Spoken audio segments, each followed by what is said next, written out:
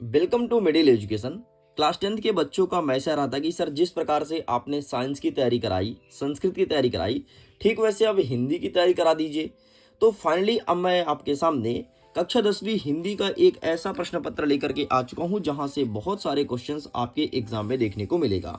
आप देख लीजिए, आपके पेपर का पैटर्न कुछ इस प्रकार से रहेगा एंड पूरे के पूरे A to Z प्रश्न क्रमांक 1 से लेकर के आगे बढ़ते बढ़ते सभी क्वेश्चंस को कराने वाला हूं और एक ही वीडियो में आपको प्रश्न क्रमांक 23 तक का संपूर्ण उत्तर मिलने वाला है।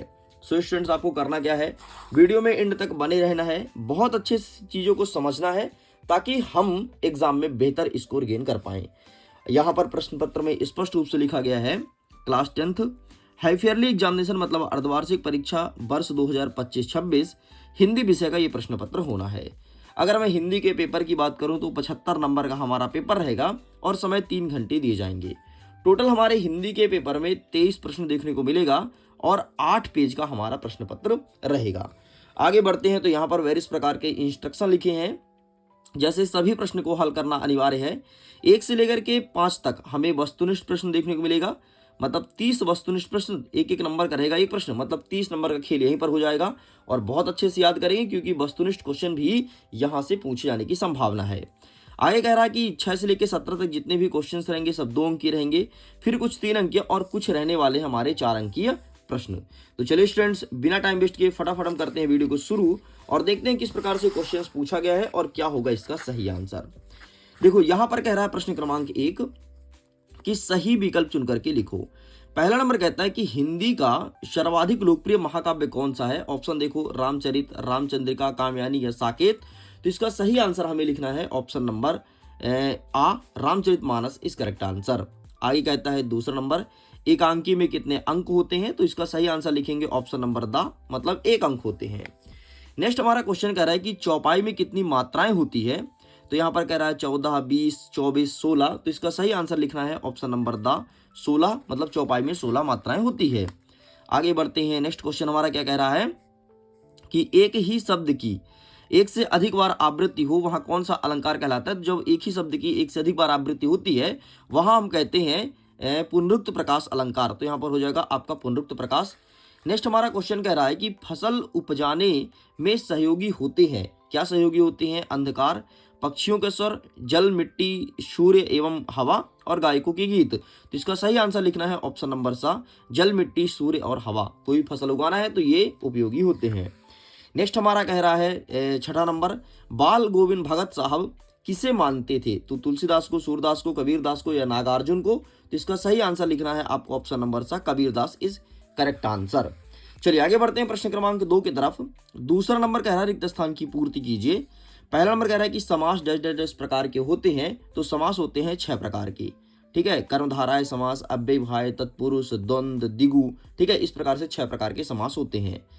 चलिए हमारा दूसरा नंबर कह रहा है कि श्रृंगार रस का स्थायी भाव क्या होता है। तो श्रृंगार का होता है रति। याद रख लो भाई, सब जितने ही रस है ना 10 के 10 दसों के याद होना चाहिए। श्रृंगार का रति, हास्य का हास, करुण का शोक, रौद्र क्रोध, विभत्स का जुगुप्सा, अद्भुत का विस्मय, भयानक का भय, वीर का उत्साह, वात्सल्य का वत्सल। ये चीज तुमसे पता ही होना चाहिए क्योंकि हर एक एग्जाम में एक क्वेश्चन आता है। 9वीं, 10वीं, 11वीं, 12वीं सब बार पूछा गया है।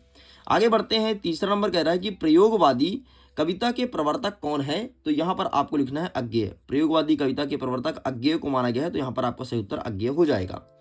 नेक्स्ट कह रहा है कि आधुनिक काल का प्रारंभ कब हुआ था।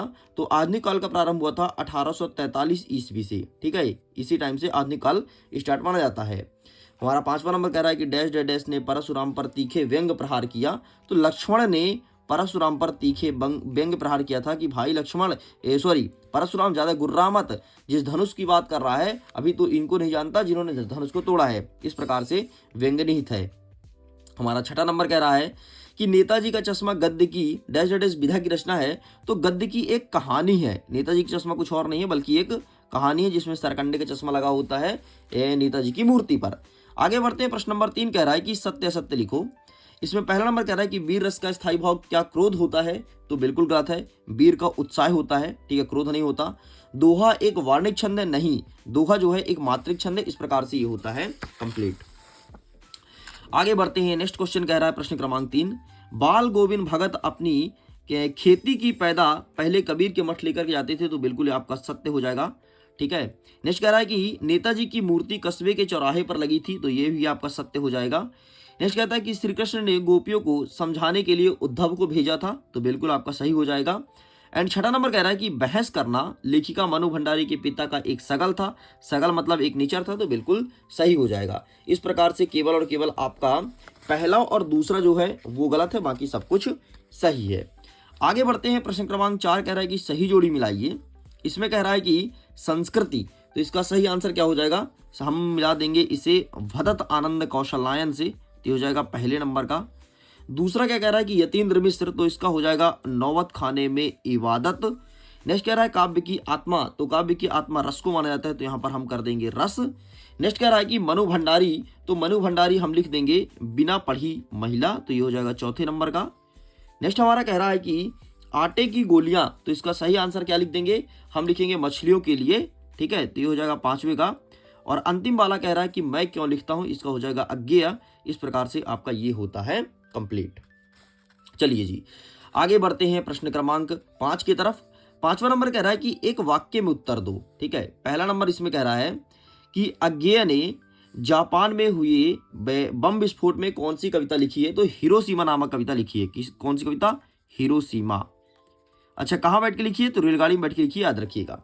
संचारी भाव की संख्या कितनी मानी गई है, तो संचारी भाव की संख्या जो है वो 33 मानी गई है, तो यहाँ पर 33 लिखना है। और 33 के 33 संचारी भाव मैंने इंस्टाग्राम पर लिख के डाल दिया है। अभी जाएंगे तो आपको जो इंस्टाग्राम का स्टोरी होता है ना, वहाँ पर दिख जाएगा, लिंक डिस्क्रिप्शन बॉक्स में जाकर के देखिए। साथ ही आप PDF को भी डाउनलोड कर सकते हैं, PDF का लिंक मिलेगा वीडियो के डिस्क्रिप्शन बॉक्स में। आगे हमारा तीसरा नंबर कह रहा है कि एक से अधिक अर्थ रखने वाले शब्द को क्या कहते हैं, तो एक से अधिक अर्थ रखने वाले शब्द को कहते हैं अनेकार्थी शब्द, तो यहाँ पर क्या कर दोगे, अनेकार्थी शब्द। चलिए आगे बढ़ते हैं कि गंतोक, गंतोक का अर्थ क्या होता है, तो गंतोक का मतलब होता है पहाड़, क्या होता है, पहाड़, तो आपको यहाँ पर पहाड़ कर देना है। नेक्स्ट हमारा क्वेश्चन कह रहा है कि माता का आंचल में कहाँ की संस्कृति का अंकन हुआ है, तो देहाती मतलब गांव की संस्कृति का अंकन हुआ है, तो आपको यहाँ पर लिखना है देहाती संस्कृति, ठीक है, देहाती लिख देना है, ठीक। नेक्स्ट कहता है कि बाल गोविंद भगत क्या काम करते थे, तो बाल गोविंद भगत का जो काम था वो था खेती बाड़ी का, ठीक, तो यहाँ पर आपको खेती बाड़ी कर देना है, खेती बाड़ी। इस प्रकार से आपका ये होता है कंप्लीट। चलिए आगे बढ़ते हैं, अब हम कवर करते हैं प्रश्न नंबर 6, जिसमें कह रहा है कि प्रयोगवाद कविता की दो विशेषताएं बताना है, या फिर प्रयोगवाद की दो विशेषता बताना है। और अथवा कह रहा है कि नई कविता के दो कवि का नाम और उनकी एक एक रचनाएं भी बतानी है। तो आइए अब हम फटाफट आंसर को देखना करते हैं प्रारंभ। तो सबसे पहले हम देखेंगे नई कविता, तो आपके सामने सबसे पहले देखेंगे हम प्रगतिवाद, तो ये रहा प्रगतिवाद और इसकी विशेषताएं, तो टेक स्क्रीनशॉट, ठीक है। फिर कहता है नई कविता, तो ये रहा नई कविता की, एक सेकंड ना, ये रहा नई कविता की कवि का नाम और उनकी रचनाएं, तो इसका कोई फोटो खींच लो। आगे बढ़ते हैं, नेक्स्ट हमारा 7वां नंबर क्या कह रहा है कि तुलसीदास एवं नागार्जुन की काव्यगत विशेषताएं बतानी है निम्न बिंदुओं के आधार पर, जैसे दो रचना भाव पक्ष। तो देखिए स्टूडेंट्स, इसके लिए मैंने ऑलरेडी बहुत अच्छे से PDF बना रखी है, लिंक दे दूंगा डिस्क्रिप्शन बॉक्स में, तो क्लिक करके उसे देखना जरूर, क्योंकि ट्रिक से मैं याद कराने का प्रयास किया हूं। पता है आपको उसकी रचनाएं, उनके बारे में, उनको जीवन परिचय, भाव पक्ष, कला पक्ष, इतने सरल शब्दों में मिल जाएंगे ना, यकीन मानो कोई किताब में तुम नहीं पाओगे। तो लिंक डिस्क्रिप्शन बॉक्स में है, जाकर के PDF डाउनलोड कर लो। मैं तुलसीदास नागार्जुन दोनों को वहां पर अपलोड कर दिया हूं।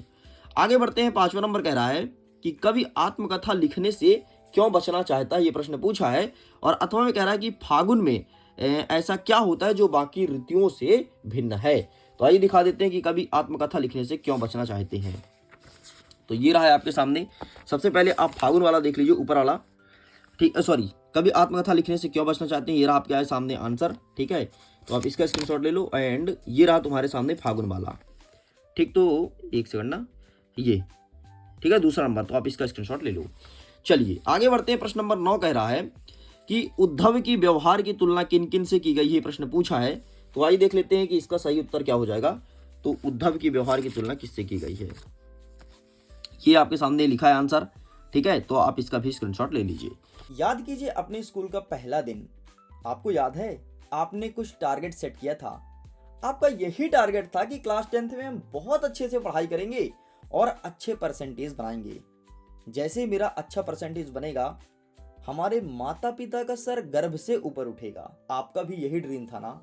लेकिन आपको पता है इस वक्त आप अपने ड्रीम से भटक रहे हैं। आप डेली कहते हैं हम कल से पढ़ाई करेंगे, कल से पढ़ाई करेंगे, लेकिन हमारी पढ़ाई हो नहीं पाती है। और अब तो हमारे पास ज़्यादा समय भी नहीं बचा है। हमारा नवंबर माह हाफ ईयरली एग्जाम में बीतते जा रहा है। जनवरी में हमारा प्री बोर्ड एग्जाम होगा। मतलब हमारे पास मात्र दिसंबर बस का समय बचा है। आपके उंगली को पकड़ के मैं उस लक्ष्य तक ले जाऊंगा जहां से तुम्हारे माता पिता तुम पर प्राउड फील करेंगे और गर्व से समाज के सामने जी सकेंगे। आपके सामने मिडिल एजुकेशन लेकर के आया है टॉपर सीरीज वर्ष 2026। इसके अंतर्गत आपको सभी सब्जेक्ट के सभी चैप्टर को बहुत अच्छे से कवर किया जाएगा। फिर चाहे आपके वस्तुनिष्ठ प्रश्न हो या फिर आपके 2 नंबर, 3 नंबर, 4 नंबर के क्वेश्चंस। डेली लाइव क्लासेस लेगी और डाउट सेशन भी रखेगी। सारे क्वेश्चन एग्जाम ओरिएंटेड रहेंगे, मतलब वही क्वेश्चन जो आपके एग्जाम में आता है वही सब कराया जाएगा। आपको पता है टॉपर जब भी टॉप करता है ना तो उसकी कुछ ना कुछ स्ट्रेटजी होती है। मैं टॉपर से मिलवाऊंगा और टॉपर के ट्रिक्स को तुम्हारे सामने शेयर करूंगा। जो भी चीजें क्लासेस में बताई जाएगी ना उसका नोट्स दिया जाएगा, वो भी अल्ट्रा HD के फॉर्म में। दोनों लैंग्वेज में रहेगी, हिंदी और इंग्लिश। कुछ स्टेप को फॉलो करके हमारे साथ जुड़ सकते हैं। गूगल प्ले स्टोर से मिडिल एजुकेशन का एप्लीकेशन डाउनलोड करना है। एप्लीकेशन जैसे डाउनलोड करते हैं लॉगिन का पूरा प्रोसेस कीजिएगा एंड पेड कोर्स के ऑप्शन को क्लिक करना है। सबसे ऊपर ही आपको टॉपर सीरीज वर्ष 2026 का एक लिंक मिल जाएगा। वहां पर सबसे नीचे आपको बाय बटन का ऑप्शन मिलेगा, उसे सिंपल सा क्लिक करके और अपने UPI से पेमेंट करना है और 20 नवंबर से चल रही डेली लाइव क्लासेस का मजा लेना है। चलिए, तो यहाँ तक होता है कंप्लीट। आगे देखते हैं इसका अथवा क्या कह रहा है। तो यहाँ पर क्वेश्चन मेंशन है। हमारा क्वेश्चन कह रहा है कि गोपियों ने उद्धव से योग की शिक्षा कैसे लोगों को देने की बात कही है। तो ये रहा इसका आंसर। तो आप इसका भी फोटो क्लिक कर लीजिए। चलिए साइड करते हैं। नेक्स्ट प्रश्न नंबर 10 कह रहा है कि महाकाव्य और खंड काव्य में अंतर स्पष्ट कीजिए। और इसी का अथवा कहता है कि चौपाई छंद, दोहा छंद को परिभाषित करना है विथ एग्जाम्पल। तो आइए देख लेते हैं फटाफट। सबसे पहले हम देखेंगे महाकाव्य और खंड काव्य में अंतर, फिर आगे बढ़ेंगे। तो ये रहा है आपके सामने महाकाव्य और खंड काव्य में अंतर। Take a screenshot, got it. And next जो आपसे पूछा गया क्वेश्चन, तो इसका आंसर ये रहा। तो ये रहा आपके सामने दोहा छंद और ये रहा नीचे आपके सामने चौपाई छंद। तो दोनों का एग्जाम्पल सहित अच्छे से याद कर लेना। आगे बढ़ते हैं। प्रश्न नंबर 11 कह रहा है कि मानवीकरण अलंकार को परिभाषित करना है एग्जाम्पल सहित। और अथवा कहता है कि वात्सल्य रस का परिभाषा लिखना है विथ एग्जाम्पल। तो आइए देखते हैं मानवीकरण अलंकार क्या होता है। तो ये लिखा है मानवीकरण अलंकार। तो आप इसका भी फोटो क्लिक कर लीजिए, ठीक है। एंड ये रहा इसका एग्जाम्पल, ठीक। एंड इसके अथवा में क्या कह रहा है कि वात्सल्य रस का परिभाषा बताना है विथ एग्जाम्पल। तो वात्सल्य रस देख लेते हैं फटाफट। तो ये रहा है आपके सामने वात्सल्य रस। तो आप इसका भी फोटो क्लिक कर लीजिए। चलिए आगे बढ़ते हैं। प्रश्न क्रमांक 12 कह रहा है कि निबंध की परिभाषा लिखते हुए किन्हीं 2 निबंधकार का नाम लिखना है। और अथवा कह रहा है कि कहानी और उपन्यास में अंतर लिखना है कोई 2। तो आइए देख लेते हैं निबंध और निबंधकार का नाम। तो ये रहा तुम्हारे सामने। ये सबसे पहले निबंध के बारे में लिखा है गुलाब राय द्वारा। तो आप इसका फोटो क्लिक कर लो। एंड जो आपसे नेक्स्ट कहता है ना, क्या कहता है कि कहानी और उपन्यास में अंतर। तो ये रहा कहानी और उपन्यास में अंतर। तो आप इसका भी फोटो क्लिक कर लीजिए। चलिए साइड करते हैं नेक्स्ट क्वेश्चन की तरफ। नेक्स्ट हमारा प्रश्न क्रमांक 13 कह रहा है कि राम वृक्ष बेनीपुरी अथवा मनु भंडारी की साहित्यिक विशेषताएं लिखना निम्न बिंदुओं के आधार पर, जैसे 2 रचना और भाषा और शैली। तो इसका भी मैं बाकायदे PDF दे दूंगा, तो इनको भी PDF के थ्रू ही देख लीजिएगा, ठीक है। आगे बढ़ते हैं। प्रश्न क्रमांक 14, सेनानी ना होते हुए भी लोग चश्मे वाले को कैप्टन क्यों कहते थे। और यहीं पर अथवा पूछा है कि भगत की पुत्रवधि उन्हें अकेले क्यों नहीं छोड़ना चाहती थी। ये चीज पूछा गया है। तो आइए देख लेते हैं। सबसे पहले सेनानी ना होते हुए लोग उन्हें कैप्टन चश्मे वाला क्यों कहते थे। तो ये रहा इसका आंसर, ठीक है। Take a screenshot. और नेक्स्ट क्या पूछा है कि भगत की पुत्रवधु ना। तो इसका भी आंसर दिखा देता हूँ। ये रहा तुम्हारे सामने, ये रहा, इसका भी फोटो क्लिक कर लो। आगे बढ़ते हैं। नेक्स्ट क्वेश्चन कह रहा है 15 नंबर कि बिस्मिल्लाह खां को शहनाई की मंगल ध्वनि का नायक क्यों कहा गया है। और अथवा कहता है कि शहनाई की दुनिया में ढूमराव को क्यों याद किया जाता है। तो ये रहा है आपके सामने इसका भी आंसर, ठीक। सबसे पहले ये दोनों का आंसर तुम्हारे सामने है। तो आप इसका फोटो क्लिक कर लो। आगे बढ़ते हैं। नेक्स्ट कह रहा है 16 नंबर कि निम्नलिखित मुहावरे कर देना, जैसे पहाड़ टूटना, पेट पूजा या फिर आंधे की लाठी। और इसी के अथवा में कह रहा है कि एक शब्द में उत्तर देना, जैसे सब कुछ जानने वाला और जिसका कोई आकार ना हो। ये प्रश्न पूछा गया है। तो आइए देख लेते हैं फटाफट हम दोनों का आंसर। तो ये रहा सबसे पहले आप देखो ऊपर वाले का, ठीक, तो एक सेकंड, हाँ ये रहा आंधे की लाठी पहाड़ टूटना, ठीक है, तो यहाँ पर 2 लिखा है, ये देख लेना, और ये पेट पूजा ये लिखा है, ठीक है, ये वाला देख लेना। चलो साइड करते हैं। नेक्स्ट अब आप देख लेते हैं एक शब्द में, जो सब कुछ जानने वाला होता है उसे सर्वज्ञ कहते हैं, तो यहाँ पर सर्वज्ञ लिखना है, और जिसका कोई आकार न हो उसे निराकार कहते हैं, ठीक है, तो यहाँ पर मैं लिख देता हूँ, इसे कहते हैं सर्वज्ञ, और जिसका कोई आकार न हो उसे कहते हैं निराकार। जैसे ब्रह्मा जी का कोई आकार नहीं है तो निराकार ब्रह्मा है, निराकार सॉरी, ठीक, इस प्रकार से ये कंप्लीट होता है। आगे 17 नंबर कहता है कि गंतोक को मेहनतकश बादशाहों का शहर क्यों कहा जाता है, ये प्रश्न पूछा है। तो गंतोक को मेहनतकश बादशाहों का शहर क्यों कहा जाता है, तो ये रहा है आपके सामने आंसर, आप इसका भी फोटो क्लिक कर लो। चलिए साइड करते हैं नेक्स्ट क्वेश्चन की तरफ। नेक्स्ट इसके अथवा में कहता है कि भोलानाथ अपने साथियों को देख करके सिसकना क्यों भूल जाता था, तो इसका आंसर आपको मैं दिखा देता हूं, ये रहा आपके सामने, ठीक है, स्क्रीनशॉट, ठीक है जी। चलो अच्छा सुनिए स्टूडेंट्स, अगर इसके पीडीएफ को डाउनलोड करना है तो प्लीज पीडीएफ को डाउनलोड जरूर कीजिएगा। पीडीएफ का लिंक मिलेगा वीडियो के डिस्क्रिप्शन बॉक्स में, पीडीएफ को चेकआउट करना, फुल सोल्यूशन पीडीएफ मिलेगा। और अगर तुम्हारा ड्रीम है बोर्ड एग्जाम में टॉप करना, अपने माता पिता को प्राउड फील कराना, तो टॉपर सीरीज से जरूर जुड़ना। ऑफर चल रहा है, लिमिटेड ऑफर है, ऑफर एक्सपायर बहुत जल्द हो जाएगा। बहुत सारे स्टूडेंट्स इनरोल कर लिए हैं जिनको टॉप करना है, अपने माता पिता को प्राउड फील कराना है, अपना सर गर्व से ऊंचा करना है। अगर आप भी चाहते हैं तो प्लीज इनरोल जरूर करना, ताकि एग्जाम में बेहतर स्कोर गेन कर सको और बहुत अच्छे मार्क्स से एग्जाम को फोड़ सको, ठीक है। तो इनरोल कीजिए, लिंक दिया है आपको वीडियो के डिस्क्रिप्शन बॉक्स में। बाकी उसके बारे में आपको पहले ही सब कुछ बता दिया गया है कि बहुत अच्छे से तैयारी कराई जाएगी, लाइव क्लासेस चलेगी A to Z, प्रत्येक चैप्टर को बहुत अच्छे से फिर से पढ़ाया जाएगा, और वो सभी क्वेश्चन बताऊंगा जो एग्जाम ओरिएंटेड रहने वाले हैं। 18 नंबर कहता है कि निम्नलिखित काव्यांश का संदर्भ प्रसंग से भावार्थ लिख जाए तो हमारे हरि हरिल, ये वाला प्रश्न पूछा गया है। तो आइए देख लेते हैं कि इसका सही उत्तर क्या हो जाएगा, है ना। तो इस प्रकार किस प्रकार से आंसर लिखना है, तो ये रहा आपके सामने आंसर, ये ठीक है, स्क्रीनशॉट, आप इसका फटाफट फोटो क्लिक कर लो। चलो आगे बढ़ते हैं। अथवा हम कह रहा है कि कहीं सांस लेते हो घर घर घर भर देते हो, ये वाला जो पूछा गया है, तो इसका भी आंसर देख लेते हैं। तो ये रहा है आपके सामने, तो कहीं सांस लेते हो, ये आप इसका भी फोटो क्लिक कर लो। चलिए आगे बढ़ते हैं। प्रश्न क्रमांक 19 नंबर कहता है कि आपको एक गद्यांश दिया है और इस गद्यांश का आपको संदर्भ प्रसंग अर्थ लिखना है। ये बाल गोविंद भगत से है, और अथवा कहता है कि हमारी सॉरी एक संस्कृत व्यक्ति किसी नई चीज को खोज करता है, ये चीज पूरा गया है। तो आइए देख लेते हैं कि इसका सही आंसर क्या होगा। तो ये रहा है आपके सामने इसका सही आंसर, चुपचाप ये छाप देना, ठीक, ये बाल गोविंद भगत वाला, तो टेक का स्क्रीनशॉट। आगे देखते हैं इसके अथवा कहता है कि एक संस्कृत व्यक्ति, तो इसका फिर आंसर देख लेते हैं फटाक से। तो ये रहा तुम्हारे सामने एक संस्कृत व्यक्ति, तो आप इसका भी फोटो क्लिक कर लीजिए। चलो साइड करते हैं। प्रश्न नंबर 20 कह रहा है कि बढ़ती महंगाई के संवाद में ग्राहक और किराना दुकानदार के जो मालिक होता है उससे संवाद लिखना है, और अथवा कह रहा है कि नशा मुक्ति को ध्यान में रखते हुए एक विज्ञापन बनाना है।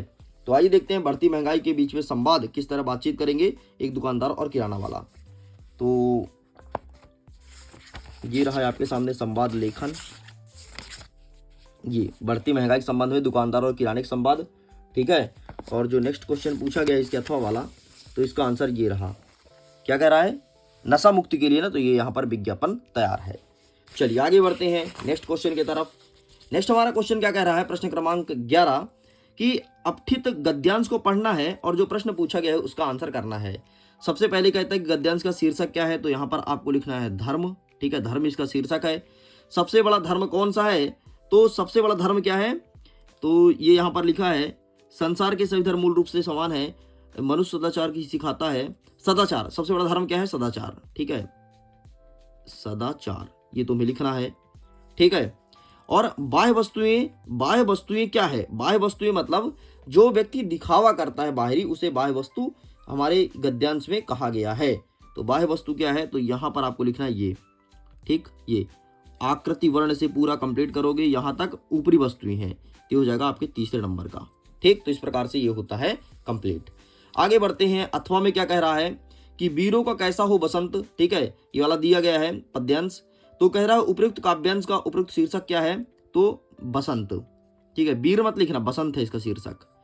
नेक्स्ट क्या कह रहा है कि बार बार कौन गरजता है, तो यहाँ पर लिखा है कि उदित गरजत बार बार, तो उदधि, ठीक है, ये लिखना है। नेक्स्ट कह रहा है कि काव्यांश का भावार्थ क्या है, तो इसको अपने से ऐसे ही पढ़ो और जो समझ में आए वो लिख देना, यही इसका भावार्थ हो जाएगा।